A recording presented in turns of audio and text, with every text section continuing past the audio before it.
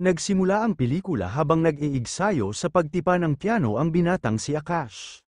Mahusay siyang kumanta at tumugtog ng piano, magaling din siyang magpanggap at gumalaw na parang isang tunay na bulag.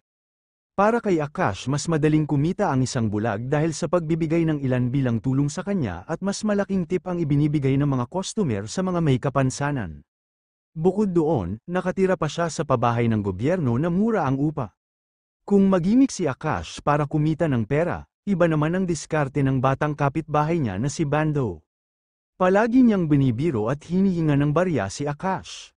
Pangarap ni Akash na makapunta ng Sagada para doon manirahan, dahilan yun para puspusan ang kanyang pagtrabaho para makaipon ng pera. At para mas makaipon pa ng mas malaki-laki ay tumatanggap din siya ng mga piano lessons para sa mga bata. Isang araw habang naglalakad si Akash, nabundol siya ng bahagya ng isang babaeng nakamotorsiklo. Nawala ng balanse si Akash at natumba siya, agad naman siyang tinulungan ng babae na si Sophie. Para makabawi ang babae sa kanyang nagawa, inilibre niya ng merienda si Akash sa isang coffee shop. Natuwa si Sophie nang malamang marunong magpiano si Akash, nagkataon na kailangan ni Sophie ang performer para sa kanilang music bar. Dinala niya si Akash sa kanilang bar at pinatugtog ng piano. Napahanga ang ama ni Sophie sa galing tumugtog ni Akash, kaya inalok niya ang lalaki na mag-perform tuwing gabi sa bar. Sa paghatid ni Sophie kay Akash sa kanyang bahay, nagmamadaling tinanggal ni Akash ang kanyang contact lens para mas masilayan niya ang kagandahan ni Sophie. Huli na nang mapansin niyang nakatingin sa kanya si Bando. Sa unang gabi ng pagtanghal ni Akash sa bar, nakita ni Sophie na humanga ang mga customer at nagustuhan nila ang pagtanghal ni Akash. Isa sa mga napahanga ni Akash ay ang isang dating sikat na aktor na si Tamud. Nilapitan ni Tamud si Akash at pinuri, sinabi niyang balang araw ay magiging sikat na music hero si Akash. At dahil sa labis na paghanga ni Tamud, nagpa-picture pa silang dalawa ni Akash. Sa muling paghatid ni Sophie kay Akash, binati niya ang bulag dahil kumita siya ng malaki sa tip.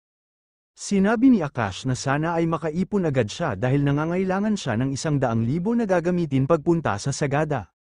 Sa pag-akyat ni Akash sa kanyang bahay, nahulog ang kanyang sunglass na agad naman niyang pinulot.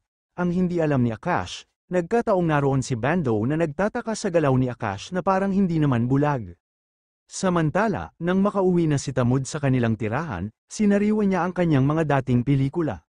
Walang ibang kasama si Tamud sa kanyang bahay kundi ang kanyang pangalawang asawa na si Simi. Bagamat maraming tagahanga si Tamud na tutol sa pag-aasawa niya sa isa ring artista na si Simi dahil sa agwat ng kanilang edad at sinasabing pera lang ang habol niya sa laos ng aktor, hindi naman yun pinapansin ni Tamud. Kuntento na siya sa pagiging malambing at maasikaso ni Simi sa kanya. Ang anak sa unang asawa ni Tamud na si Daani ay hindi rin nanghihimasok sa kaligayahan ng kanyang ama.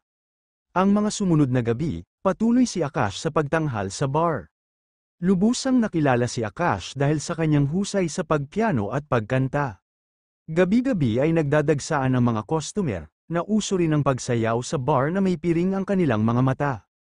Magmula noon, araw-araw at gabi-gabi na ring magkasama sina Akash at Sophie. Kapag tanghali, kung saan-saan sila namamasyal at kapag gabi naman, parehas silang nasa bar. Dahil doon, unti-unti nang nahuhulog ang loob ni Sophie kay Akash. Isang gabi, bumalik sa bar si Tamud, muli niyang nilapitan si Akash at pinakiusapan na mag-private concert sa kanilang bahay sa susunod na araw. Nagbigay ng address at paunang bayad si Tamud, ibig niyang isorpresa ang kanyang asawa sa kanilang wedding anniversary. Nang gabi ding iyon, naabutan ng malakas na ulan sina Akash at Sophie, magdamag silang magkasama at sinukat na ni Akash kung gaano kalalim ang balon ni Sophie. Sa pag-uwi naman ni Tamud, nagpaalam siya kay Simi na may aasikasuhin siyang negosyo kinabukasan. Nainis naman si Simi at sinabing kung kailan anibersaryo nila saka pa naman aalis. Nagpunta si Akash sa bahay ni Tamud, ikinagulat yun ni Simi dahil wala siyang inaasahan na bisita. Sinabi ni Akash na binayaran na siya ni Tamud para tugtugan siya ng piano para sa kanilang anibersaryo. Tinanggihan siya ni Simi pero ayaw umalis ni Akash, kailangan niyang tuparin ang kontrata niya kay Tamud. At dahil sa kanilang ingay, nakimarites ang matandang kapitbahay nila, walang nagawa si Simi kundi papasukin na lamang si Akash. Ilang sandali pa, nagsimulang tumugtog si Akash ng paboritong musika ni Simi, nagustuhan ni Simi ang pagtugtog ni Akash. Kinabahan bigla si Akash nang makita ang nagkalat na dugo sa sahig at may nakahandusay na tao. Ibig malaman ni Akash kung sino yun, nagpaalam siya kay Simi kung pwede siyang makigamit ng banyo.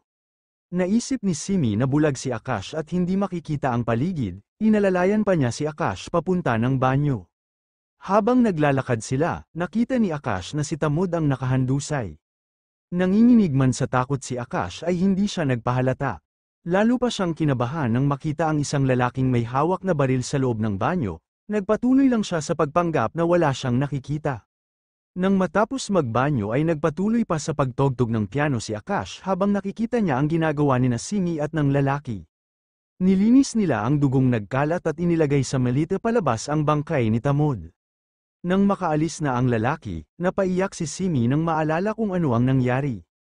Biglang umuwi si Tamod na may dalang bulaklak at inumin at nahuli niya si Simi na may kalaguyo. Pinagtulungang patayin na lamang ng dalawa si Tamod. Sinabi ni Simi na matatagalan pa bago makauwi si Tamod, nagpaalam na rin si Akash. Habang nakaupo si Akash sa isang tabi at nag-iisip ng gagawin, nilapitan siya ni Sako na nagtitinda ng tiket. Tinawag niya ang isang tricycle at nagpahatid si Akash sa police station. Sa presinto, tinanong siya ng investigador kung ano ang kanyang sadya. Sinabi ni Akash na irereport niya ang isang kaso ng pagpatay. Biglang kinabahan si Akash nang makita ang lalaking nakita niya sa bahay ni Simi, siya si Manoy, ang hepe ng estasyon. Sa paglapit ni Manoy, hindi pa rin nagpahalata si Akash kahit sobra na ang kanyang kaba. Tinanong ni Manoy kung sino ang namatay, nagduda siya sa sagot ni Akash na nawawala ang kanyang pusa at hinihinalang pinatay iyon ng kapitbahay niyang bata. Walang nagawa si Akash nang sabihin ni Manoy na sasamahan niya siya sa kanyang bahay para usisain kung ano ang tunay na nangyari. Pagdating sa kanyang bahay, ilang beses na sinubukan ni Manoy kung talagang bulag si Akash. Tinanong pa niya siya kung bakit may dyaryo sa kanyang bahay. Pambalot sa mga dumi ng pusa ang tanging sagot ni Akash. Naramdaman niya na babatuhin siya ni Manoy ng kutsilyo kaya naghanda lang siya. Hindi nga siya nag-react nang batuhin talaga siya ng kutsilyo. Noong lumabas ang pusa, naniwala na si Manoy na may alaga siyang pusa at bulag talaga si Akash. Umalis na lamang si Manoy. Isang gabi, nagpunta si Simi sa bar at nagtanong-tanong tungkol kay Akash. Kinabahan si Akash kaya umalis na lamang siya sa bar na hindi nagpapaalam kay Sophie. Kinabukasan, natagpuan ang bangkay ni Tamod na may tama ng bala sa kanyang leeg. Ibinalitang biktima siya ng hold-up dahil sinabi ni Simi na nawawala ang maletang dala niya na may lamang 5 milyong piso. Nakuha ng mga pulis sa isang lalaki ang relo ni Tamod pero sinabi ng lalaki na napulot niya sa CR ng bar ang relo. Kinumpirma naman ni Daani na kay Tamod nga ang relo. Kinunan din ng salaysay si Akash sa pagpunta niya noon sa bahay ni Tamod. Pero, hindi ibinunyag ni Akash ang kanyang nasaksihan sa pag-alalang baka siya ay patayin. Si Manoy na din kasi ang mismong humawak sa kaso, sa burol ni Tamod, matapos magbigay ng awitin si Akash ay nagsalita si Simi. Ikinwento niya ang huli nilang pagkikita ni Tamod noong anniversary nila. Sinabi niyang gabi na nang makauwi si Tamod at umalis agad. Narinig yun ng kapitbahay nilang si Dessa, lumapit si Dessa sa investigador at sinabing nagsisinungaling si Simi. Sinabi niyang nakita niya na maagang dumating si Tamod at maliban kay Akash, may isang lalaki pa na mas maagang dumating sa bahay. Lumapit si Daani kay Akash at sinabing gusto niyang matutunan ang paboritong tugtugin ng kanyang ama. Nangako naman si Akash na tuturuan niya si Daani, nagtanong ang investigador kay Simi tungkol sa lalaking tinutukoy ni Dessa. Nangatwiran si Simi na baka ang tinutukoy ni Dessa ay ang kapatid niyang kumuha lang ng allowance niya bago pa makauwi si Tamod. Ilang araw ang lumipas, inutusan ni Simi si Daani na bumili ng gamot. Nang makaalis na si Daani, dumating naman si Akash para tuparin ang pangako niyang tuturuan ang dalagitan ng piano. Pinuntahan ni Simi ang kapitbahay niyang si Dessa, kasabay ng pagdating ni Akash, siya namang paglapit ni Dessa. Bigla siyang iinulog ni Simi na ikinagulat ni Akash. Napalingon si Simi sa nagkukunwaring walang malay na si Akash. Sa resulta ng investigasyon, lumabas na aksidente ang pagkahulog ni Dessa. Para kina Manoy at Simi, malaking problema si Dessa kaya agad nilang pinatahimik ang kawawang matanda. Samantala, nagmadaling umuwi si Akash at tinawagan si Sophie na pumunta sa kanyang bahay. Buo na ang kanyang pasya na ipagtatapat sa babae ang lahat ng kanyang nalalaman sa krimen at sa kanyang pagkatao. Habang abala sa kanyang bahay si Akash, wala siyang malay na kinuhanan siya ni Bando ng video. Sa isip ng bata, malaking pera iyon kapag napatunayan niyang hindi bulag si Akash. Laking pagtataka ni Akash nang dumating si Simi sa kanyang bahay, may dala siyang pagkain at binigyan si Akash. Pumunta ng kusina si Akash para magtimpla ng kape, sinundan siya ni Simi at pinagmamasdan lang ang kanyang mga galaw. Nais ng babae na alamin kung bulag nga ba talaga si Akash. Hinaluan niya ng likido ang kape ni Akash, sinabi naman ng lalaki na kukuha siya ng bisket at sa kanyang pagtayo, sinadya niyang inihulog ang kanyang kape. Doon na nakumbinsi si Simi na hindi bulag si Akash. Bumunot siya ng baril, itinutok kay Akash saka kinalabit. Sa pagkabigla, umilag si Akash, huling-huli na siya ni Simi kaya umamin na lamang siya. Nangako din siya kay Simi na hindi siya magsusumbong dahil aalis na din siya papuntang Sagada. Natawa si Simi dahil madali lang niyang nabisto si Akash, tubig lang ang ihinalo niya sa kape at larwang baril lang ang kanyang dala. Biglang nahilo si Akash, napagtanto niyang dahil yun sa kanyang kinain na dala ni Simi. Nang dumating si Sophie, nakita siya ni Bando at sinabing may ipapakita siyang video sa halagang 100 piso. Nang panuorin yun ng babae, nalaman niyang hindi nga bulag si Akash. Dali-dali siyang umakyat at kumatok sa pintuan ni Akash. Nagulat si Sophie dahil si Simi ang lumabas na nakabalabal lang ng tuwalya. Pumasok siya at naabot ang tulog na tulog si Akash. Nagdrama si Simi, sinabi niyang nakalimot sila dahil sa kanyang pangungulila. Naniwala si Sophie at galit na lumayas, nang magising si Akash, kinabahan siya dahil wala siyang makita. Natakot siya nang sabihin ni Simi na nilagyan niya ng gamot ang kanyang mga mata para tuluyan na siyang mabulag. Kahit kanino siya magsumbong, wala nang maniniwala sa kanya dagdag ng paalis na si Simi. Tinawagan ni Akash si Sophie pero nalungkot siya nang malamang galit na galit ang babae sa kanya. Sinabi niya na nakita niyang kasama ni Akash si Simi sa kwarto at hindi siya totoong bulag. Kahit anong paliwanag niya, hindi na siya pinakinggan ni Sophie. Samantala, sinabi ni Manoy na dapat pinatay na lamang ni Simi si Akash. Kahit binulag niya, makakapagsalita pa rin siya. Pinuntahan ni Manoy si Akash at sinubukan na patayin. Nakahawak naman ng plancha si Akash at naipokpok sa ulo ni Manoy saka nagmadaling tumakas. Madali siyang nakalayo dahil kabisado na rin niya ang daanan, subalit bumangga siya sa isang poste at bumagsak. Nagising si Akash na nasa isang lumang klinik. Isang lalaki ang naroon at nagpakilalang si Dr. Wakwak. Sinabi ni Wakwak na dinala siya ni Nasako at ang tricycle driver na si Merly. Tinignan siya ng doktor at sinabing nasira ang cornea ng kanyang mga mata. Nangako ang doktor na magpapatawag siya ng espesyalista sa mata para gamutin si Akash. Sinabi rin ng doktor na tuturukan siya ng gamot kontra tetano, lingid sa kaalaman ni Akash, kinunan siya ng sample ng dugo. Kinagabihan, bumalik ang doktor sa klinik at nagbigay ng pera kay Sako para sa 2 kidney ni Akash. Sinabi ng doktor na kukunan si Akash ng X-ray pero sa operating room siya dinala. Tumunog ang cellphone ng doktor at nang sagutin niya, sinabi niya sa kausap na huwag silang istorbo at mayroon siyang ooperahan. Sa narinig ay nagpanik si Akash, alam niyang delikado ang buhay niya sa mga oras na iyon. Pinagtulungan ng 3 si Akash para masaksakan ng pampatulog. Bago siya mawala ng malay, nasabi niyang magbibigay siya ng 5 milyong piso. Para maniwala sila, sinabi niyang mayroong tatong santo sa braso ni Sako. Nanlaki ang mata ni Sako sa narinig na malaking halaga at dahil totoo nga na mayroon siyang tattoo. Naisip nilang maaring totoo ang sinasabi ni Akash kaya hindi na nila itinuloy ang operasyon. Kinausap ng 3 si Akash. Tinanong nila ang tungkol sa 1 milyong piso. Isinalaysay ni Akash ang ginawa ni Manoy at Simi at ang milyones na nakuha nila kay Tamod. Sinabi ni Akash na madali nilang makukuha ang pera kung magtutulungan sila at pumayag naman ang 3 sa plano ni Akash. Laking pagtataka ni Simi sa kanyang pag-uwi, dahil naabutan niya si Akash na kasama si Daani sa kanilang bahay. Sinabi ni Akash na nagpapaalam lang siya kay Daani dahil pupunta na siya ng Sagada sa susunod na araw. Nag-alok si Simi na ihahatid niya siya sa kanyang pupuntahan. Ipinaalam din niya kay Manoy na kasama niya si Akash. Sinabi ni Manoy na dalhin niya sa isang liblib na lugar si Akash para doon nila patayin. Habang nasa sasakyan sila, Nakiusap si Akash na bigyan siya ni Simi ng perang pampaopera sa kanyang mga mata kapalit ng kanyang pananahimik sa kanilang ginawa. Hindi pumayag si Simi sa sinabi ni Akash, isang sasakyan ang nag-overtake sa kanila sa kahumarang sa daanan. Mabilis na tinakpan ni Akash ng pampatulog ang mukha ni Simi. Kinagabihan, tinawagan ni Akash si Manoy sa kanyang bahay. Si Resika na asawa ni Manoy ang nakasagot sa telepono. Sinabi ni Akash ang relasyon ng pulis at si Simi pati na ang milyong-milyong nakuha nila sa pagpatay kay Tamod. Humingi si Akash ng 5 milyon para hindi niya sasabihin sa press ang ginawa ng kanyang asawa. Umuusok sa galit si Resika at hinabol pa ng baril ang nagmamakaawang si Manoy. Humupa lang ang galit niya nang iparinig ni Manoy ang ulat ng pulisya na natagpuan na ang sasakyan at mga gamit ni Simi sa isang tulay.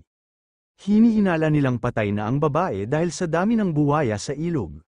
Dinala ni na Akash si Simi sa klinik at kinuha na ng sample ng dugo.